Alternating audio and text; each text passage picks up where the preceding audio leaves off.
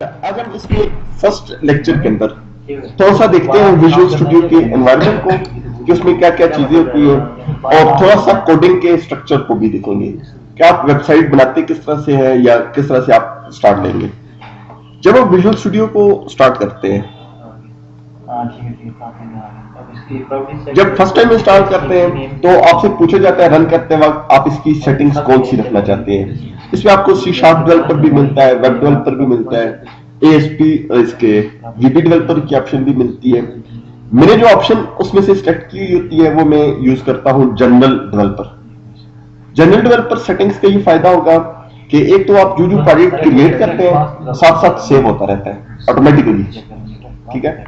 दूसरा ये एडवांटेज होता है कि जो लेआउट आपको मेरे पास नजर आएगा वही लेआउट आपको अपने पास भी नजर आएगा, ठीक है, विंडोज की पोजीशंस के हवाले से।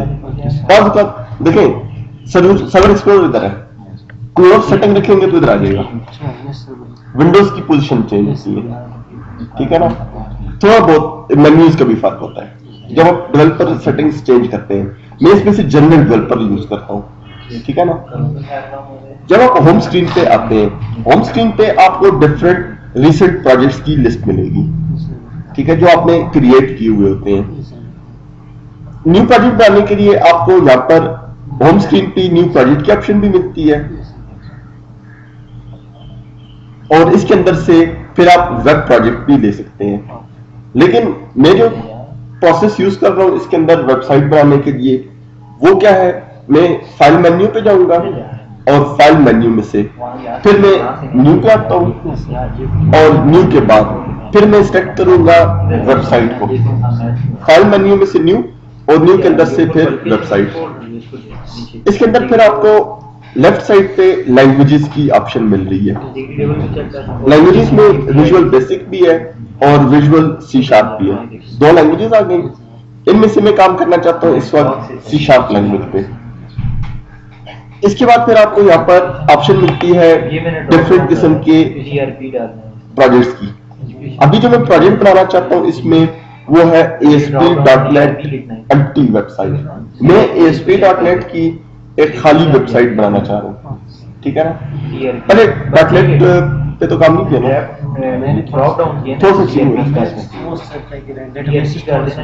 अच्छा ठीक, मतलब एनवायरनमेंट से वाकिफ है ना।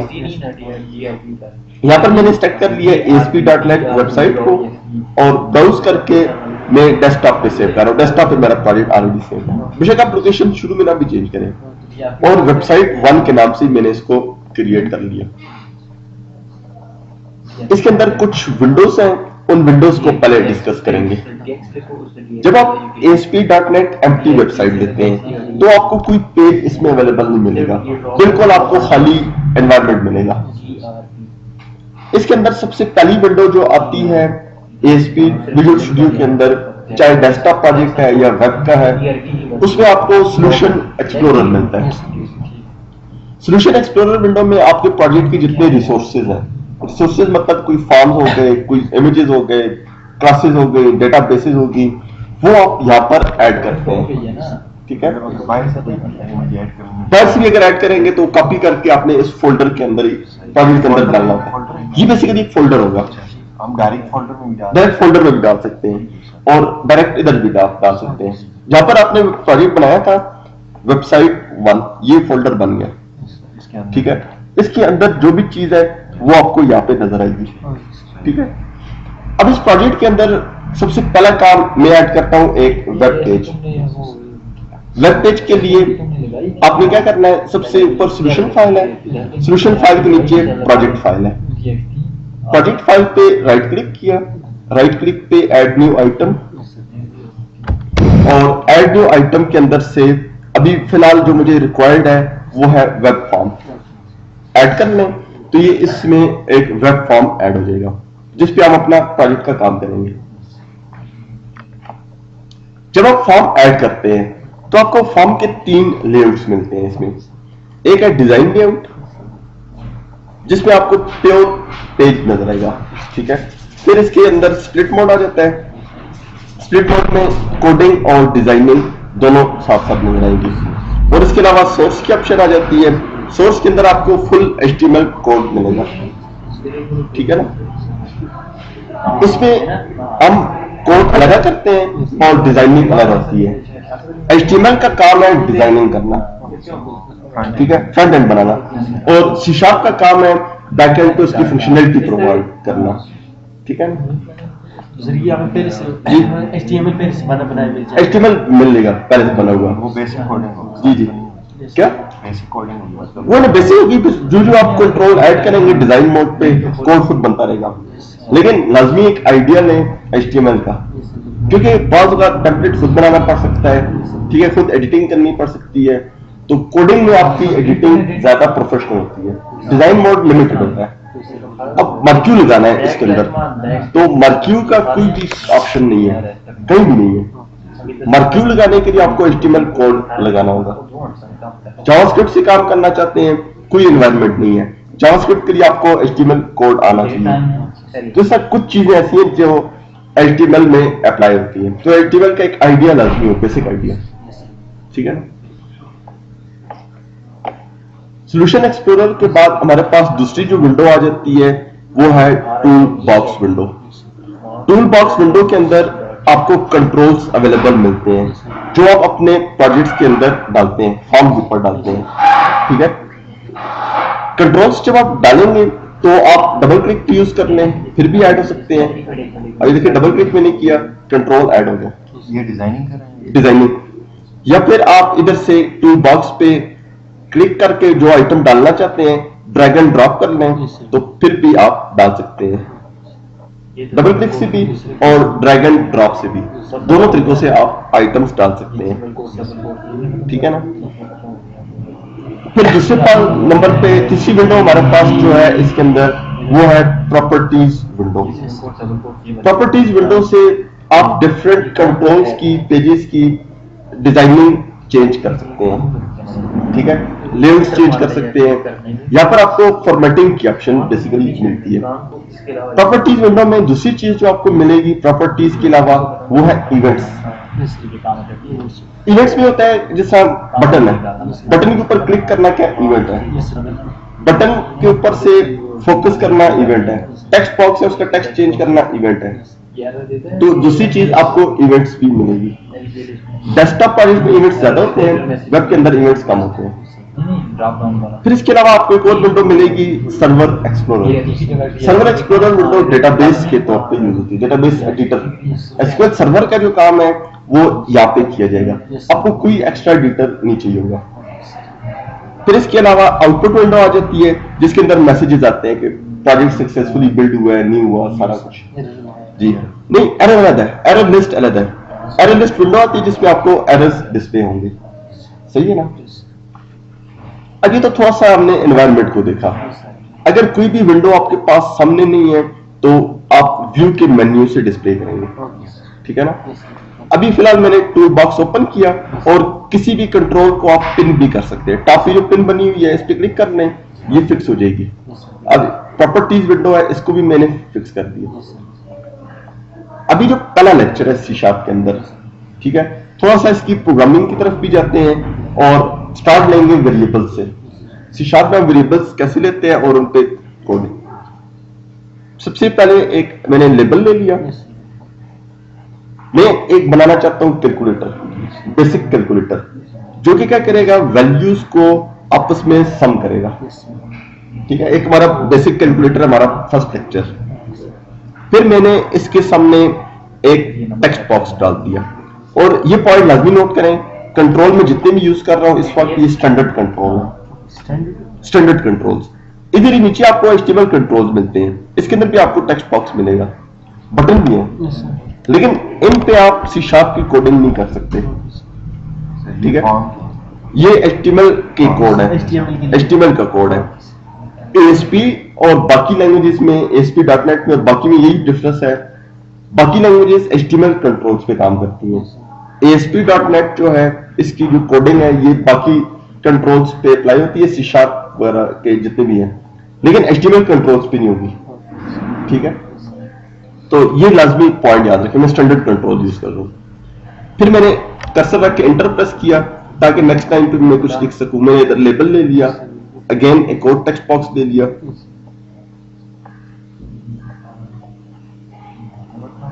फिर मैंने अगेन एक लेबल लिया और फिर अगेन एक टेक्स्ट बॉक्स। वेब प्रोजेक्ट्स में आप टेक्स्ट बॉक्सेस को या कंट्रोल को फ्रीली मूव नहीं कर सकते जी। वेब का कंट्रोल हमेशा लेफ्ट साइड पे अलाइन होते हैं, ठीक है। आप इस टेक्स्ट बॉक्स को अपनी मर्जी से आप आगे लेके जाना चाह रहे नहीं जाएगा, ठीक है। नहीं, प्रॉपर्टीज में भी नहीं होगा, उसके लिए आपको टेबल बनाना पड़ता है या डिव बनानी पड़ती है, ठीक है। वो थोड़ा सा HTML की डिजाइनिंग के हवाले से देखेंगे काम। और फिर मैंने एक बटन ले लिया, बटन भी मैंने स्टैंडर्ड, 2 टेक्स्ट बॉक्सेस आ गए इनपुट के लिए, तीसरा टेक्स्ट बॉक्स आउटपुट के लिए आएगा। लेबल यूज होते हैं यूजर को मैसेज देने के लिए कि ये लिखो वो लिखो। अब ये फर्स्ट लेबल है, इस लेबल की एक प्रॉपर्टी है टेक्स्ट प्रॉपर्टी। टेक्स्ट वो प्रॉपर्टी है जो यूजर को नजर आती है फॉर्म पे, जी टेक्स्ट नजर आता है। इसकी टेक्स्ट प्रॉपर्टी के अंदर मैंने लिख दिया एंटर फर्स्ट इंटीजर। ये मैंने यूजर को मैसेज देने के लिए लिख दिया। फिर उसके बाद सेकंड लेबल आ गया, इसके अंदर इसकी टेक्स्ट प्रॉपर्टी के अंदर मैंने लिख दिया एंटर सेकंड इंटीजर। फिर उसके बाद थर्ड लेबल आ गया, इस थर्ड लेबल की टेक्स्ट प्रॉपर्टी के अंदर मैंने टाइप कर दिया रिजल्ट।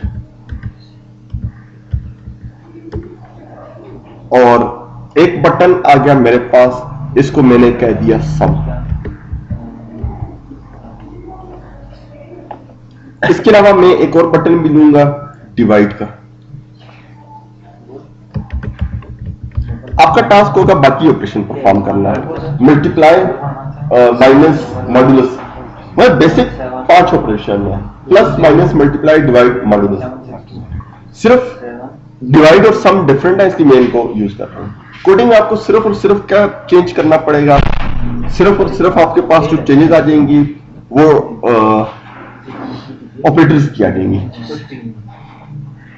आप जिस कंट्रोल पे, जब आप किसी कंट्रोल को सेलेक्ट कर रहे हैं तो साथ आपको यहां पर इसके नेम भी नजर आ रहे हैं। ASP टेक्स्ट बॉक्स, ASP का ये टेक्स्ट बॉक्स है, ठीक है, HTML टेक्स्ट बॉक्स नहीं है।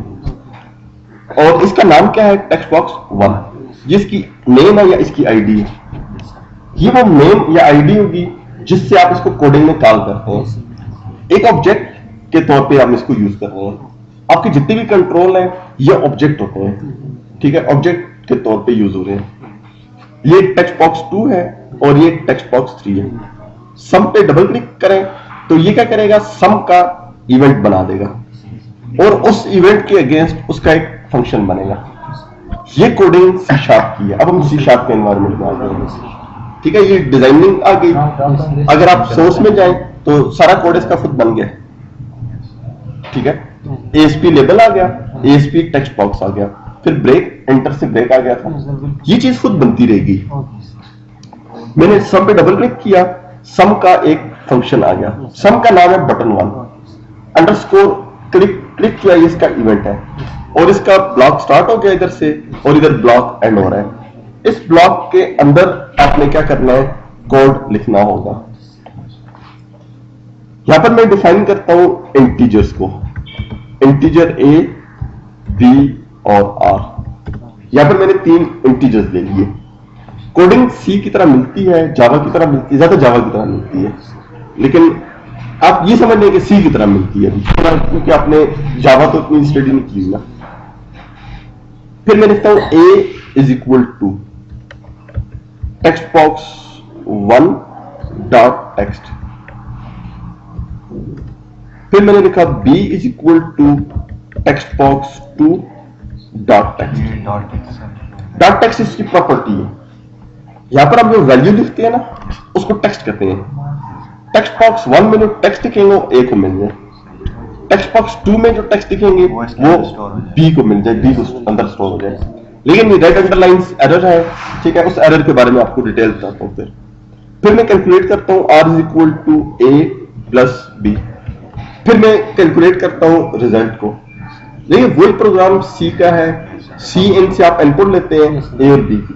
मैंने वो टेक्स्ट बॉक्स 1, टेक्स्ट बॉक्स का नाम लिखा डॉट टेक्स्ट, टेक्स्ट उसकी वो प्रॉपर्टी है। फिर उसके बाद text box 3 dot text is equal to R, और जो टेक्स्ट बॉक्स 3 है वो आर के उसको इसके अंदर मैं आर को स्टोर कर रहा हूँ, रिजल्ट को। हम डायरेक्ट नहीं लिख सकते हैं ये text box 3 dot text is equal to a plus b, फिर भी लिख सकते हैं, वो डायरेक्ट वो डायरेक्ट भी लिख सकते हैं आप, सही है ना। यहाँ पर एग्जीक्यूशन कर लें इसकी, एग्जीक्यूशन पे ये आपको एरर देगा। जब आपको ये एरर देता है तो आपने एक और पॉइंट ख्याल रखना, इसको डोंट शो मैसेज अगेन नहीं करना। वजह क्या होगी, तो नेक्स्ट टाइम फिर आपको एरर्स डिस्प्ले नहीं करेगा। यहाँ पर नीचे आउटपुट विंडो आ गई, आउटपुट विंडो आपको बता रही है कि सही तरह रन हुआ या नहीं, कन्वर्ट स्ट्रिंग, कन्वर्जन का एरर है। ये स्ट्रिंग में है सर। अब यहाँ पर आ गया, विंडो आ गई, इस विंडो में there are 6 build errors. Do you want to continue previous build, yes या नो, नो कर दें, हम पेज रन नहीं करना चाहते। अब यहाँ पर जो एरर दे रहा है, पहला error, can not implicitly convert the type string to int. अगर आप इस एरर पे डबल क्लिक कर लें तो आपको उस एरर की निशानदेही कर देगा। यहां पर आप मैसेज दे रहे हैं कि इम्प्लिसिट कन्वर्जन नहीं कर रहा। विजुअल बेसिक में इम्प्लिसिट कन्वर्जन होती है, उसमें आप अगर ये कोड लिखते तो आपको कोई एरर ना मिलता। सी शार्प में आपको कन्वर्जन खुद करनी पड़ेगी, करेंगे। इम्प्लिसिट कन्वर्जन जो है कंपाइलर परफॉर्म करता है, और एक्सप्लिसिट कन्वर्जन जो होती है प्रोग्रामर को करनी पड़ती है। ये इसमें फर्क क्या होता है? क्या? Implicit और explicit। इम्प्लिसिट कंपाइलर परफॉर्म करता है ना, खुद कन्वर्जन करता है, कंपाइलर ऑटोमेटिक करता है। Automatically वो हमने कंपाइलर में पढ़ा है सर। एक्सप्लिसिट जो होती है वो प्रोग्रामर को करनी पड़ती है। Typecasting। टाइप कास्टिंग जिसको कहते हैं, ये भी टाइप कास्टिंग का ही है। इम्प्लिसिट कन्वर्जन परफॉर्म नहीं कर रहा सी शार्प, खुद कन्वर्जन नहीं कर रहा, आपको कन्वर्जन खुद करनी होगी। कन्वर्जन करने के लिए आपने क्या करना है, कन्वर्ट डॉट, मैं पूरा टेक्स्ट नहीं लिखता, मैं जो ही वो कोड सिलेक्ट होता है मैं डॉट दबा देता हूँ या इंटर दबा देता हूँ। कन्वर्ट डॉट टू इंट 32, ये मैं आपको बताता हूँ इंट 32 क्या है। कन्वर्ट क्लास आ गई, टू इंट 32 फंक्शन है। सी में सी शार्प में जब हम वेरिएबल डिफाइन करते हैं तो 32 बिट्स उनका साइज होता है। हर एक वेरिएबल जो होता है इंटीजर वो 32 बिट्स का होता है, तो इसलिए मैं 32 में कन्वर्ट कर रहा हूँ, 4 बाइट्स का होता है। फिर बी के साथ भी मैंने लिखा कन्वर्ट डॉट टू इंट 32, और किसको कन्वर्ट करेगा, ये आर्गुमेंट इसके अंदर आर्गुमेंट दे दिया टेक्स्ट बॉक्स 2 का। दोबारा पेज को F5 से आप एग्जीक्यूट कर सकते हैं। मैंने जब दोबारा इसको एग्जीक्यूट किया तो ये मैसेज एरर दे रहा है। अब इसमें एक एरर रह गया, ठीक है, कि अब ये उसका उलट काम आपको बता रहा है, can not convert into string. ठीक है, जावा में भी टाइप कन्वर्जन खुद करनी पड़ती है और बाकी लैंग्वेजेस में भी, ठीक है। लेकिन आपको सी शार्प में एक फायदा ये मिलता है कि इसमें कन्वर्जन का मेथड जो है वो डायरेक्ट है। आपने कन्वर्ट करना है किसमें, पहले आप ये देखें, स्ट्रिंग में। इस चीज को आपने देखा कि इंटीजर से स्ट्रिंग में करना है या डबल से स्ट्रिंग में जाना है। आप सिर्फ ये देखेंगे कि आपने स्ट्रिंग में जाना है, ठीक है। अगर आप जावा में यूज काम करते हैं, जावा में होता है इंटीजर से जब आप स्ट्रिंग में जाते हैं तो उसका मेथड और है, जब डबल से स्ट्रिंग में जाते हैं उसका मेथड और है, डबल से इंटीजर जाते हैं मेथड और है, इंटीजर से डबल में जाते हैं फिर मेथड और है ना, डबल फ्लोटिंग जी। मसला जावा में यह है कि एक टाइप के लिए और कन्वर्जन का मेथड दूसरे के लिए और है। सी शार्प में आपने सिर्फ और सिर्फ ये देखना है रिजल्ट क्या है, रिजल्टेंट है स्ट्रिंग, चाहे इंटीजर है फ्लोट है जिसमें भी लेके जाए। यहां पर मैंने लिखा कन्वर्ट डॉट टू स्ट्रिंग, किसको, आर को। आर इसका क्या है, पैरामीटर है, आर्गुमेंट है। F5 से दोबारा मैं एग्जीक्यूट करता हूं, अब इसमें कोई एरर नहीं है। जब आप web project first time execute करते हैं तो आपको एक ऑप्शन मिलती है modify the web config to enable debugging, और दूसरी ऑप्शन है रन विदाउट डिबगिंग। अगर आप रन विदाउट डिबगिंग करते हैं, सिंटैक्स एरर तो कोई भी नहीं है इसमें, प्रोजेक्ट तभी रन हो रहा है। लेकिन रन टाइम पे अगर कोई एरर आएगा तो वो डिस्प्ले नहीं होगा। फिर modify web config to enable debugging करें तो रन टाइम के एरर्स आपको पता चलेंगे, ठीक है। ये आपको सिर्फ फर्स्ट टाइम पूछेगा मैंने ओके कर दिया, हाँ मॉडिफाई करो इसको। वालेकुम अस्सलाम, वालेकुम अस्सलाम। जब आप इसको एग्जीक्यूट करते हैं तो आपके पास जो भी डिफॉल्ट ब्राउजर है उसके अंदर पेज को एग्जीक्यूट करेगा। डिफॉल्ट ब्राउज़र जो भी डिफॉल्ट आपने रखा होता है, जो मैं फायरफॉक्स से जो भी रखा हूँ।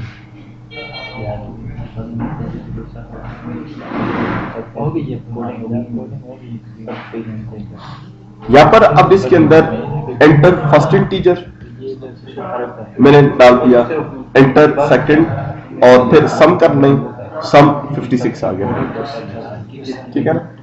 फिर आप इस ब्राउजर को क्लोज करें, क्योंकि अगर ब्राउजर रन हो रहा हो तो आपके प्रोजेक्ट के अंदर चेंजेस फिर नहीं होती। और रिफ्रेश दोबारा नहीं कर सकते? नहीं, रिफ्रेश वो वेब की तरह या पीएचपी की तरह नहीं होता इसके बाद। डिजाइनिंग को रिफ्रेश करने से आउटपुट आएगी, लेकिन कोडिंग करनी आता, जो कोड आप करते हैं कोड करनी होता। कोड में कुछ चीजें लिमिटेड आ जाती है ना, लॉक हो जाती है। इसके बाद फिर डिवाइड आ गया, डिवाइड पे डबल क्लिक कर लिया। यहां पर मैं इंटीजर्स लेता हूं ए और बी, आर नहीं लिया क्योंकि डिवाइड के अंदर पॉइंट में रिजल्ट आता है। दो इंटीजर्स में प्लस माइनस मल्टीप्लाई, ठीक है, मॉड्यूलस, सब के अंदर इंटीजर आपको मिलेगा। लेकिन जब आप डिवाइड करेंगे तो डिवाइड के अंदर पॉइंट वैल्यूज आती है, जी फ्लोट में आती है। इधर आप अगर मैं फ्लोट रख लूं तो फ्लोट आर मैंने रख दिया, लेकिन प्रॉब्लम क्या है, वो ब्लॉक क्लोज हो रहा है ना, विद इन द ब्लॉक है, लोकल है, वो इधर लोकल है, ये इधर आ जाएगा। इसका कोई क्लास एक है लेकिन विद इन द फंक्शन है ना, फंक्शन के अंदर बंद है। नहीं, सी में भी होता है। सी में अगर आप फंक्शन के अंदर चीज डिफाइन करें तो वो बाहर एक्सेस नहीं होती। फंक्शन के अंदर, फंक्शन या ब्लॉक के अंदर रखें। आप फॉर लूप में कोई वेरिएबल डिफाइन करते हैं, फॉर लूप के बाहर उसको एक्सेस नहीं कर सकते, सी में भी होता। सी के मतलब अगर बाहर क्लास के अंदर रखते हैं फिर एक्सेस होता है। यहाँ पर फ्लोट मैंने रिजल्ट रख लिया, लेकिन प्रॉब्लम क्या है, कन्वर्ट डॉट टू फ्लोट का कोई फंक्शन ही नहीं है। फ्लोट में कन्वर्जन का फंक्शन ही नहीं है। जब आप काम करते हैं जावा पे या उसके बाद जो लेटेस्ट लैंग्वेजेस आई है तो उनमें फ्लोट डाटा टाइप यूज नहीं की जाती। फ्लोट की बजाय डबल को यूज किया जाता है। डबल को इसलिए यूज किया जाता है कि डबल की डेसिमल प्रिसिशन एक्यूरेसी ज्यादा है फ्लोट से। ये डबल बड़ा होता है, ठीक है, डबल साइज में बड़ा होता है और डेसिमल एक्यूरेसी की ज्यादा है। जावा में भी फ्लोट वेरिएबल नहीं है, डबल है। सी शार्प में भी, VB.NET में भी, डिफरेंट जो लैंग्वेजेस हैं उनके अंदर वेरिएबल्स का फिर फ्लोट की बजाय डबल को यूज किया जाता है। इसी तरह डेटाबेस में भी डबल को यूज किया जाता है, डेटाबेस के अंदर भी। यहां पर पहले मैंने इनपुट लेनी है, a इज इक्वल टू, हमें पता है कन्वर्जन का एरर आएगा, convert dot to 832 text box 1 dot text. वो ऊपर जो कोड मैंने लिखा है मैं नीचे लिख रहा हूं। b is equal to convert dot to 832 text box 2 dot text. ये मेरे पास दो इनपुट्स आ गए। फिर r is equal to a divided by b, r equal है a डिवाइडेड बाई b के, ठीक है ना। r जो है वो डबल है। अभी यहां पर ये कन्वर्जन करेगा इम्प्लीसिट, और इम्प्लीसिट टाइप कन्वर्जन का नुकसान देखिएगा क्या होगा। यहां पर text box 3 dot text is equal to convert dot to string r। अब आपने माइंड में ये नहीं रखना कि r डबल है या इंटीजर है, आपने ये देखना है टेक्स्ट बॉक्स 3 का टेक्स्ट क्या है। ये टेक्स्ट जो है ये स्ट्रिंग है, तो इसलिए कन्वर्ट डॉट टू स्ट्रिंग किया इसको।